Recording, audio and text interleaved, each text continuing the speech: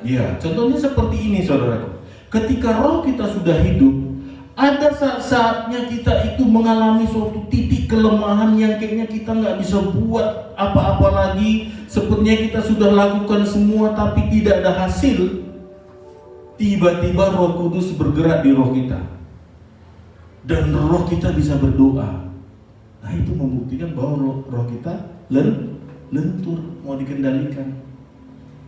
Tapi coba kalau roh kita belum hidup, saudaraku, sudah nggak bisa dikendalikan. Pikiran kita apa? Sudah bikin A, bikin B, bikin C, bikin semuanya. Cari dukun lagu. Jawabannya ke situ aja. Cari orang hebat lagu, cari orang pintar lagu. Kita cari jalan pintas, udah salah itu.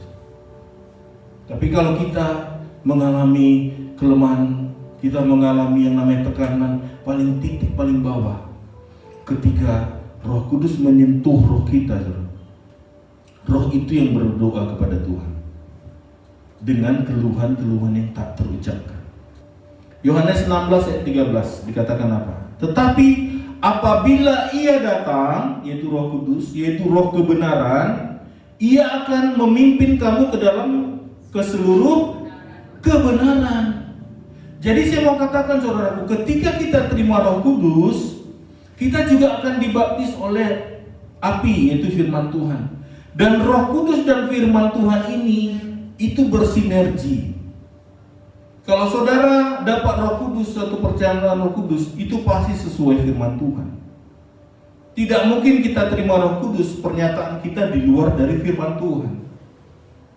Nggak mungkin.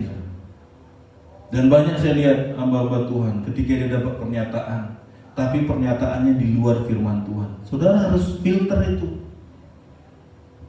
Ya, saudara harus teliti baik-baik. Kalau belum paham, doa. Kalau belum paham lagi, tanya hamba Tuhan.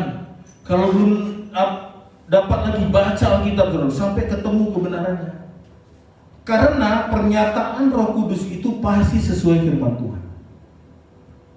Karena dia bilang apa lagi? Apa tadi?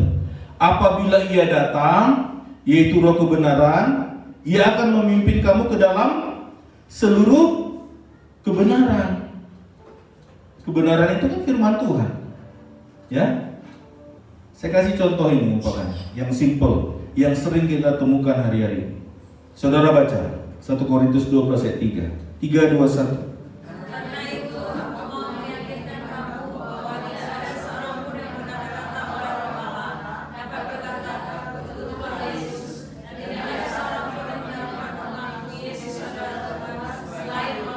Nah, ini kebenaran kan? Ini yang tepat. Kalau kita terima Roh Kudus, kemudian kita dibaptis oleh api firman, ini kebenaran. Ketika kita terima Roh Kudus, kita pasti bilang begini, Yesus adalah Tuhan. Yesus adalah juru selamatku satu-satunya.